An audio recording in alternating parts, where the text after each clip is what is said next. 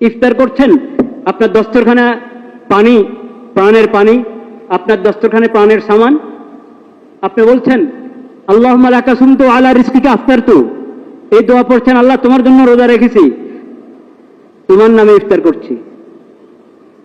আল্লাহর নামে ইফতার করছেন আল্লাহর দুশমনদের সামান দিয়ে। এই দোয়া আল্লাহর নবী আপনাকে শিখিয়েছেন, খাতামুন নবীন হযরত মুহাম্মদ মুস্তাফা সাল্লাল্লাহু আলাইহি সাল্লাম। এই আখিরি নবীর শিখানো এই দোয়া পড়ছেন ইফতারের সময়, ইফতার গ্রহণ করছেন আল্লাহর নবীর দুশমন, ইসলামের দুশমন, আল্লাহর দুশমনদের তৈরি করা তাদের ব্যবসায়ী পণ্য দিয়ে, যাতে তাদের ব্যবসা মজবুত হয় আর মুসলমানদের ব্যবসা দুর্বল হয়। কোথায় আমাদের ঈমান? লয়ারদের মধ্যে একজন কাদিয়ানি, বাস আস্তে আস্তে অন্যদেরকে চুপচাপে কাদিয়ানি বানাচ্ছে, কারো কোনো খবরে নেই।